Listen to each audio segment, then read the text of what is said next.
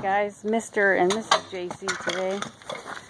So today we're gonna take the rotors off of the Mountaineer and get them turned because it's been sitting for a while, basically all winter. We haven't driven it and they got rusty, and I'm gonna start driving it again. These were new rotors. I'm going to start driving it again until we get me a van, which I'm not in a huge hurry for, so I'm just going to drive this for a while. And it don't have many miles either. Yeah, it's got pretty low miles. It's just rusty from, you know, sitting. Ohio. Yeah. And sitting. Sitting around. And it's also got an ABS light, which I think, I have to check, but I think it's this wheel speed sensor. And I think I already got the hub for it, so we'll do that too. So okay, let's get it apart. So these were brand new rotors, but they sat over the winter for, I wouldn't say the whole winter, but a good part of it. And look what it did. I mean, it's in horrible shape. Those came from Napa. They ain't got but a couple thousand miles on them. Probably. Maybe 6 at the most, maybe, I'm guessing. But we went and got the scanner out.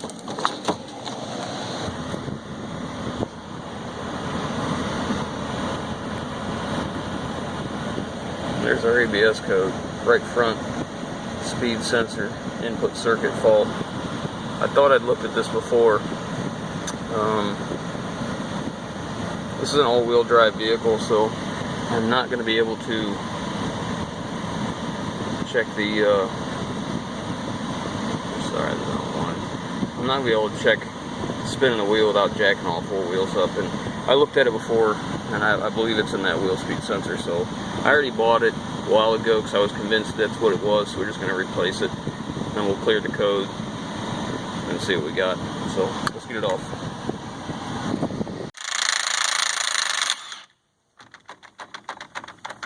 It's got never sees on it. It's been apart before.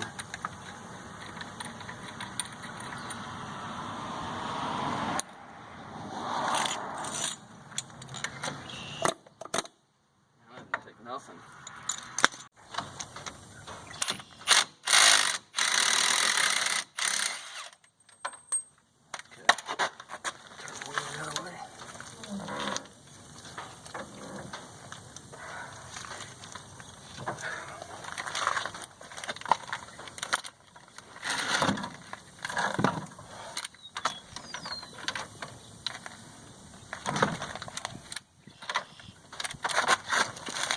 If I didn't have so much crap in the way.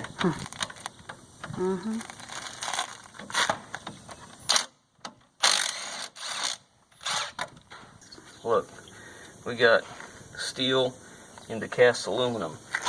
That's always bad. Alright, now it's easier to see. There's 3 bolts in the back and then the 1 center bolt. So we're going to go get the new bearing and go drop my rotors off to get them cut, and then we'll put this back together. Okay, before I go and put this in, I'm going to clean all this area up here, inside this and on the face here, real good with a wire brush. I'm going to put never sees in here, so when I put the new bearing in, if I have to change it again, it'll come out much easier. It comes with new bolts for a reason. They got thread locker on them. You're not supposed to reuse them. So I'm going to hurry up and get this cleaned up. We got rain coming, so I'm going to hurry up and get this all done. We're going to change oil and look the thing over, make sure it's all good to go again, so my wife can get back to driving. So I'll get going, I'll bring it along. Alright, so I've got the bearing in. All 3 bolts in the back are torqued to spec. This axle nut's torqued to specs, and an impact gun is not a torque wrench. So my advice is, you know, find the torque it spec like it should be, so everything holds like it's supposed to be, and you have less troubles. After I'm done with this, 9 times out of 10, when I go to take this apart and get rotors off, the rotors aren't stuck right here. They're usually stuck on the outside edge right here, where the hat of the rotor comes around. It rusts between the two, and it's very difficult to get off. So I like to put some never sees around the edge, and then I put some down in here where the rotor meets the hub, and of course I usually get it all over me, just to try and prevent that problem later. Now the other side, I'll show you what I mean. this rotor on this side, you can see the buildup of rust here. Alright, so what I'm going to do is take a flapper wheel and I'm going to grind all this off. Alright, so this is a flapper wheel. This one I think is actually an 80 grit, it's not a 36. Now, you see how I got the edge cleaned up here. The purpose isn't to take material off, we just want to get rid of the rust, just like on the face here. You know, it's kind of tough to get it in here, but I want just enough to get the rust off of here. So, now we're going to get some never sees on.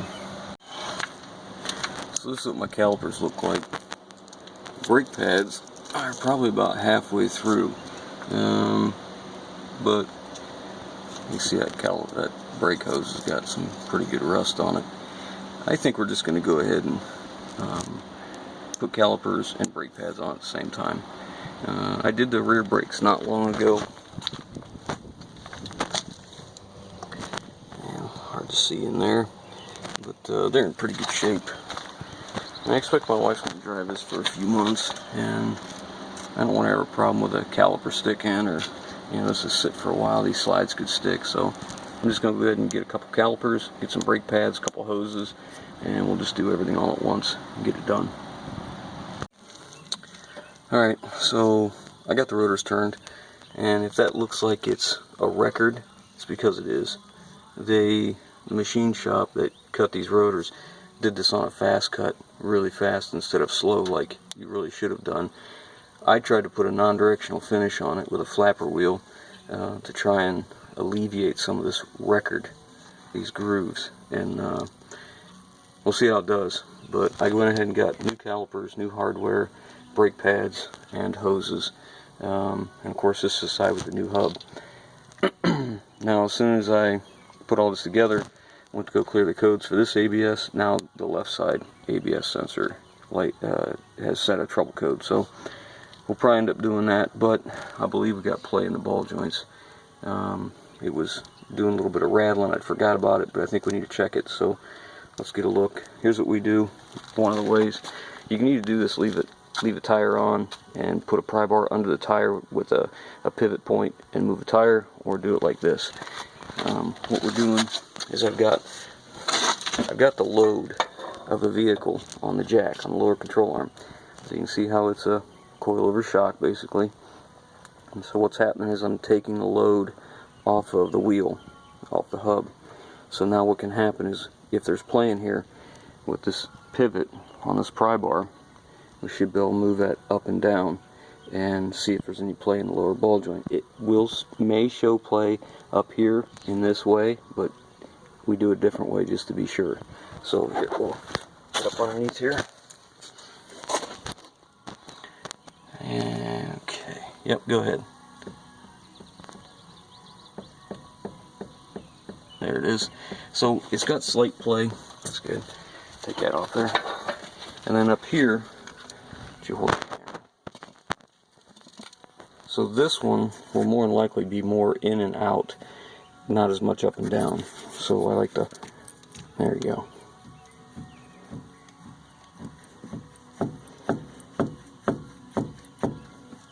And you can see I can pull down on the ball joint. So we won't bother, I mean we'll check the other side, make sure it's no worse, but we'll go ahead and order up the whole control arm for the top, and then we'll order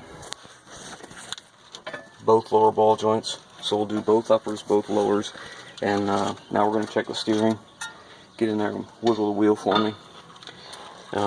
It's important to me that we have it up at its normal right angle, so this is where it would be normally going down the road, so that when we check this, it's not the ball seat is not a different position, so we get an accurate look at it.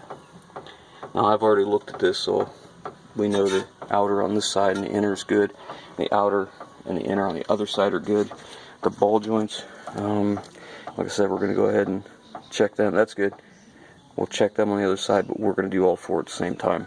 And of course, I put this in, cleared the code, and I rechecked codes, didn't even drive it, and now the left front ABS sensor has a code, which really isn't uncommon because we let, you know, when you let something sit, this is what happens.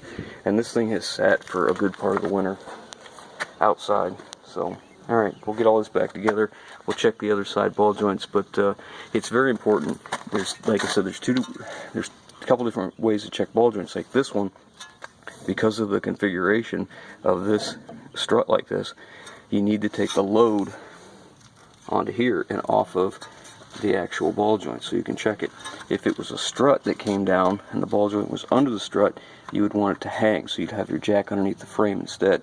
So the jack placement is kind of a big deal to check this, because if you put it in the wrong place, really you're not checking anything. It'd be very tough to get an accurate look at it. So, alright, let's get it back together. Okay, so the front brakes are all done back together. Runs and drives good, and now we gotta fix this. It's a very friendly running board. It waves to everybody as it goes by. So, if you guys don't know about this, we've had this thing for years and years, and I think we put about 6,000 miles on it in like the last 4 years. It's very reliable, very dependable, runs great, drives great, perfect in the winter. It's all-wheel drive, all that kind of stuff, but it's rusty. It's Ohio. It's rusty here. It's rusty here. It's a lot more rusty over here, but it's starting to blow out right here. But it's a pretty good vehicle. Doesn't give us any troubles. I mean, just some maintenance here and there. And my wife likes it. It's very clean inside. Leather's in nice shape. It's got third row seat back here. Air conditioning works good. Got all the nonsense that my wife likes. Memory seats, all that crap. Heated seats, she likes that, but as you can see, there's rust, and lots of it.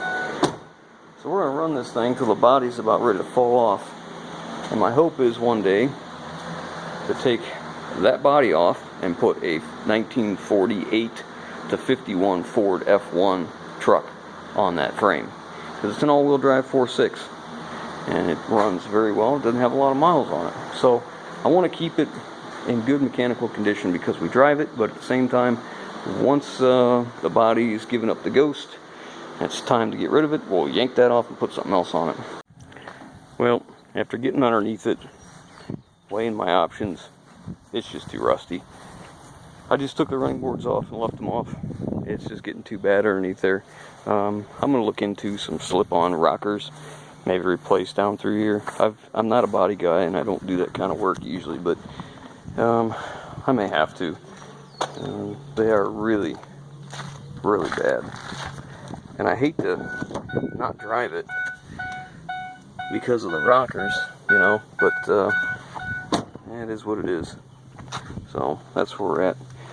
We're done with this one. We'll move on to the next one. Next, I hope to start the railroad truck.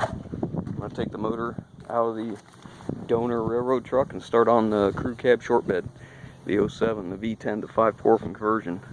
That's going to be the next one. So anyways, we're done with this one. If you guys like what we're doing, give us a thumbs up. Leave your comments down below. Hit that subscribe button. Hit the notification bell. Oh, also, this will be getting upper and lower ball joints soon. So we'll be doing that. So if anybody's interested in seeing that, we'll do a video. If not, we'll just pass it on by. Anyways, guys, we'll catch you on the next one.